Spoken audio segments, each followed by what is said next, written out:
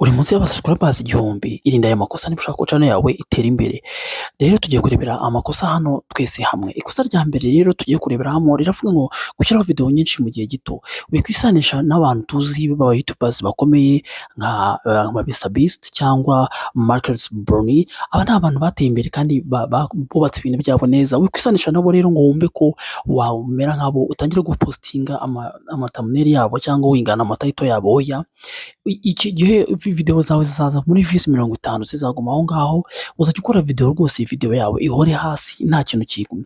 Ibyo rero byirinde rwose ukore uko bizaza. YouTube nibona ukora video ikaza ukabona irime itangiye kuza muri za 800 views 800 izaguteza imbere kandi uzakomeza gukura ikwereke n'abandi bantu. Irindi kosa rero tugiye kureka, ikosa rya kabiri avuga ngo kwirengagiza amasaha ya mbere 24. Ikosa rya kabiri no kuvuga ngo ushyizeho video ukabura ukajya kuyireba nyuma y'iminsi 3 ntiwayikurikiranye.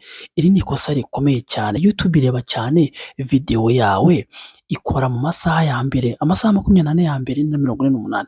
Icyo gihe nicyo cyemeza niba video izamamara cyangwa izagera ku bantu bagomba kuyireba. YouTube rero iki kintu reba, YouTube ntabwo ari ikintu wowe uzaza ngo ushyiraho video wigendere. Oya, niba ushyizeho video uyikurikirane, uyipostinge ku ma social media yawe yose. Numara kuyipostinga ku ma social media yawe yose, ibyo bizakuzanira gutera imbere, bizakuzanira ko abantu bamenya YouTube channel yawe, bizakuzanira gute kumenya ko abantu bamenya ibyo ukora. Ibyo rero nukomeza kubikora neza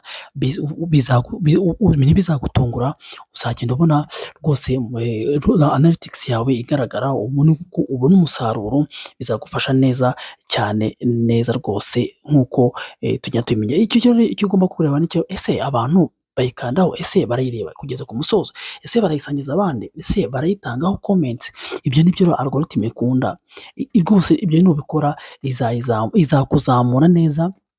Ikindi ugomba kumenya, ugomba gukora mu masaha ya mbere. Amasaha ya mbere ugomba gukora kohereza ku ma social media yawe. Abantu bakunda kumenya ngo uyu muntu yashyizeho iyi video, si iyi video twayireba, ese iyi video yadufasha iki, ese iyi video kuko ifite akahe kamaro gatuma twakomeza kugumaho tukayireba.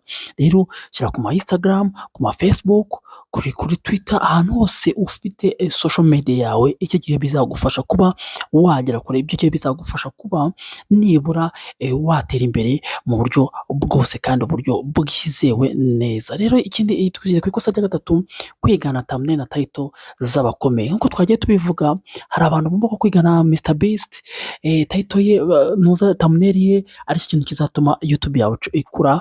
Oya, wita rwose ibyo bintu ukora umwimerere wakora. YouTube channel ifite icyo imaririye abantu kuko ariko MrBeast afite abantu bamwizeye. Iyo babonye ifoto ye bahita bakanda, ariko wowe abantu ntibarakumenya neza, ntibaramenya ama thumbnail yawe afite umwimerere. Kora thumbnail zifite umwimerere, kora thumbnail zifite icyo zigisha umuntu yagenderaho kugira ngo amenye ngo si uyu muntu akora iki. Nuko rero uyu ninde bakuvuga ati ose wowe ukeneye iki, ukeneye thumbnail isobanura neza video yawe, itanga value ako kanya, itera amatsiko abantu. Umuntu niba aje kuri thumbnail yawe aravuga ati ariko se reka nze ndebe, ese hari ikintu biri bumfashe, ese iyi video y'uyu muntu hari ikintu igomba kuzanyigisha.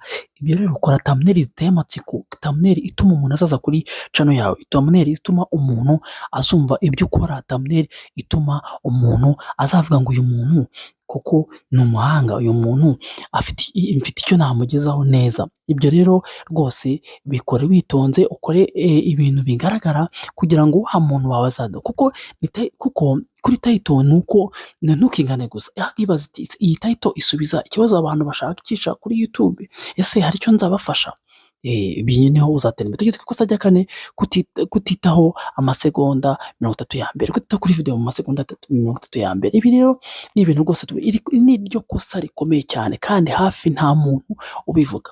YouTube ireba cyane watch time, ni ukuvuga ngo igihe abantu bamara bareba video yawe, kandi ni igice cy'ingenzi cyane mu masegonda ya mbere ya 30. Iyo umuntu atishimiye intangiriro yawe cyangwa introduction cyangwa intro ya video yawe, ahita afunga video. YouTube ihita ivuga iti ariko se abantu iravuga ngo abantu barakanda ariko bahita bavaho, ikagaragaza igahita ivuga ati iyi video ni gute nayisakaza kandi mbona abantu bari kuyizaho bagahita bavaho. Ni ikibazo rero, amasegonda 30 ya mbere vuga ikintu umuntu ahita yigeramo kuri video yawe, vuga ikintu umuntu cyamufasha, kuko nutabivuga araba bored, arareba video yawe yumve ko video yawe ari ibintu bisanzwe. Ibyo rero rwose ugomba kubimenya, ni ukuvuga ngo ahubwo utangira utera amatsiko abantu, ubabwire ngo mu minota 10 iri imbere ngiye kukwereka impamvu video zawe zitabona views, uko wakosora uyu munsi, kuko abantu bakeneye kwiga, kuko abantu bakeneye ikintu kiri imbere kivuga ngo wow, ese kuko uyu muntu ibyo ambwira nibyo, ese nabikora gute? Ibyo ni ibintu rwose ugomba kwitwararika, ukamenya ngo ese nabikora gute, ugakora video yawe witonze, ukayiditinga neza kugira ngo umuntu amenye ese ibyo umuntu akora, kuko ahanini usanga duhura n'ibyo bibazo ariko ugasanga twe ntituzi kubikemura, ugasanga kuko rero iryo ni rya kosa ntabwo kutitaho amasegonda, kutita kuri video amasegonda 30 ya mbere ni ikibazo gikomeye, kuko umuntu niba areba ibintu byawe njya mbagira inama, icara hagati utekereze ikintu uri gukora, ese ikintu ndi gukora cyigisha iki, ese ikintu ndi gukora umuntu wese azakibonamo, ese ikintu ndi gukora kijyanye n'iki, ese abagikeneye ni bande? Wicare utekereze, ukore editing yawe utekereje ku muntu uri kubwira, ukore editing utekereje ku muntu uri kwigisha, kuko abantu twese tuba dushaka ibyo tugomba kwiga. Ese ibyo bintu ndi kwiga biramfasha, ibyo bintu kwigisha umuntu biramufasha? Nicyo gihe abantu niho bazaguma kuri video yawe. Naho nuza ugashyiraho video yawe ugatangira kuvuga ngo murabona ngo ndabashuje ngo mukore subscribe, oya, abantu bakeneye ikintu kibavana kuri kibageza ku ntego. Rero ukuvuga ngo icyo ugomba gukora, ugomba kwita kuri video yawe neza, ukayitaho neza, ntupfe kuhita uhubuka ngo ube wahita wishyira hanze kandi nta kintu cyigisha kirimo.